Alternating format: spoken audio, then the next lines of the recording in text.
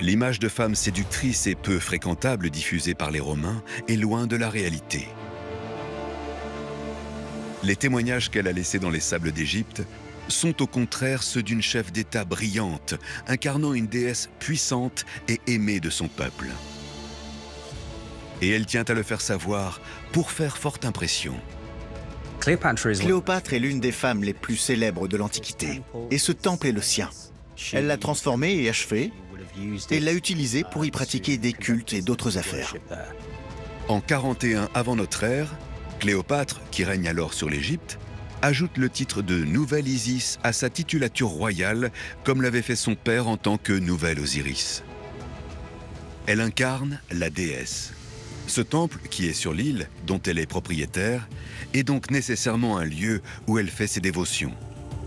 Cléopâtre s'étant publiquement associée à Isis, le temple devient alors un iséum. Il se trouve à l'épicentre du monde de Cléopâtre à ce moment-là. Il est donc d'une importance capitale. Ce temple est devenu un objet politique. Le temple n'incarne pas la puissance militaire, mais plutôt une manière douce d'exercer le pouvoir. C'est un temple, pas une forteresse. Cependant, il est utile à son message. Avec lui, elle dit « Vous entrez sur mes terres, ne jouez pas avec moi ». Alors que l'architecture du temple commence à se dessiner grâce aux recherches sur le site, une nouvelle découverte vient apporter son lot d'adrénaline aux archéologues. Un authentique trésor, liant plus que jamais le temple à la reine Cléopâtre. Tous les trésors du temple n'ont pas disparu dans la mer. Une partie seulement, qui a ainsi été préservée pour nous. Une autre partie est restée sur terre et a été ensevelie dans les décombres et les reconstructions. Personne n'a pu y pénétrer et le fouiller au cours des siècles qui ont suivi son engloutissement. C'est pourquoi un grand nombre de sites sous-marins en Égypte contiennent de nombreuses pièces de monnaie qui ont été préservées.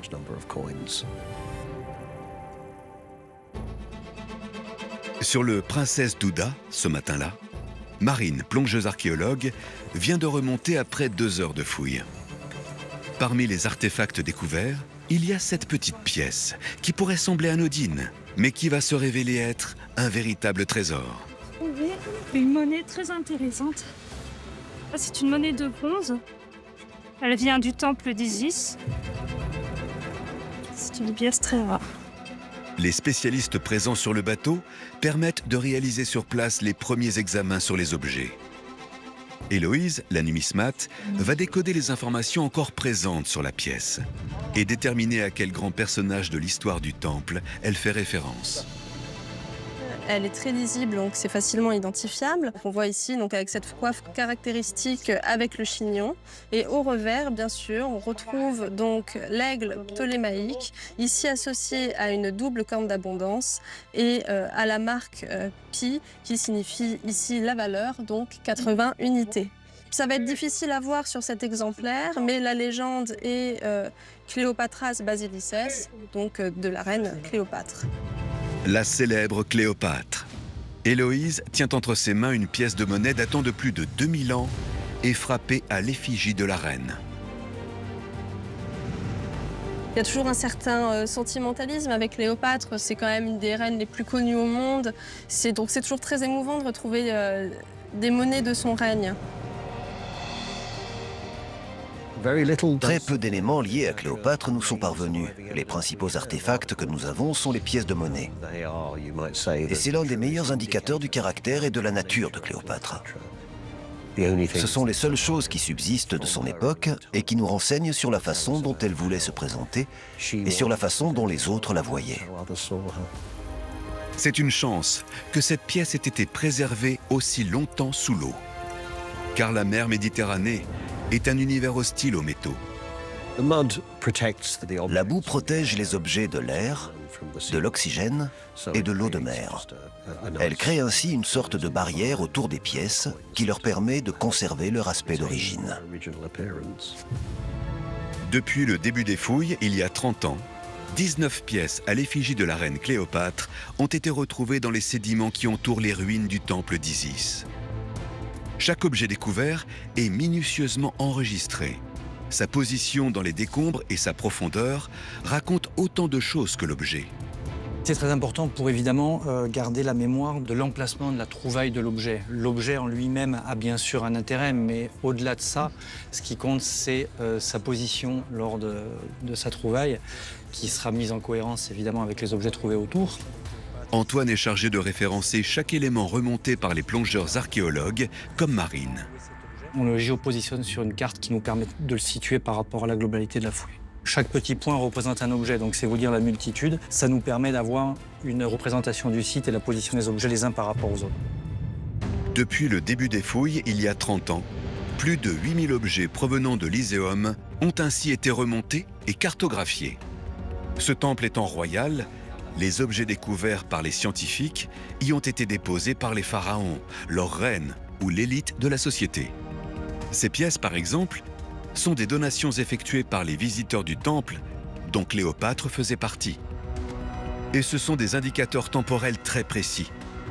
En fonction du tirage de la pièce, les archéologues savent exactement de quelle époque elle date. Ils peuvent ainsi dresser une chronologie de la vie du temple, du premier pharaon qui a franchi ses portes jusqu'au dernier empereur. Le temple possède une étonnante collection de trésors monétaires. Ces pièces permettent de dater l'occupation du temple et toute son activité en fait. Les pièces les plus anciennes trouvées dans le temple d'Isis datent du règne de Ptolémée XII. Les pièces les plus récentes renvoient au règne de l'empereur Claude. Un siècle sépare ces deux pièces de monnaie, ce qui suggère que le temple d'Isis n'aura été debout que seulement 100 ans avant qu'un tremblement de terre ne vienne le faire s'effondrer dans le port d'Alexandrie. La découverte de ces pièces est donc remarquable. Mais une fois sorti de l'eau, une course contre la montre débute.